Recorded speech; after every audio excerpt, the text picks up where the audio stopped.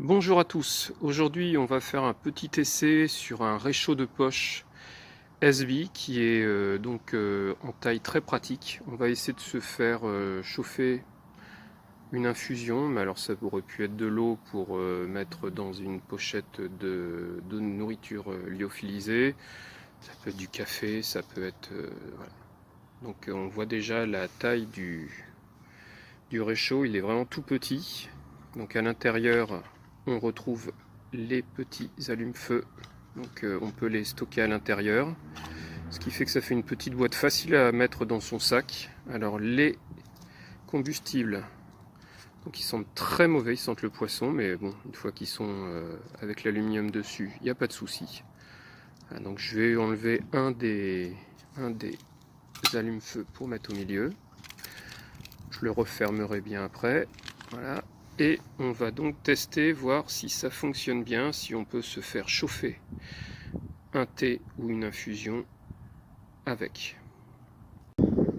Alors j'ai dû improviser parce qu'il y avait beaucoup de vent. Alors s'il y a du vent, c'est même pas la peine, c'est impossible de lancer le feu. Donc une fois que vous avez bien protégé l'endroit, alors j'ai mis des briques, mais vous pouvez mettre des pierres. Faut vraiment pas qu'il y ait de vent. Après ça part bien avec une allumette, il n'y a pas de souci. Ça part très très bien. Et on voit bien que ça commence à bouillir petit à petit. Donc je pense qu'on va quand même monter en température. Il n'y a pas à dire, ça marche très très bien. En moins de 5 minutes, ça commence à bouillir. J'ai utilisé qu'un seul carré. Donc sans problème, en toute sécurité, je pense on peut dire que ça marche plutôt pas mal du tout. Je ne sais pas si on voit les petites bulles à l'intérieur, je ne vais pas cramer le portable parce que ça, il y a quand même beaucoup de chaleur. Voilà, ça marche très très bien. Donc le test est réussi. Donc le réchaud SB, c'est une solution pour ceux qui en ont marre des sandwichs et qui veulent se faire un petit repas chaud, lyophilisé. Donc pas de problème.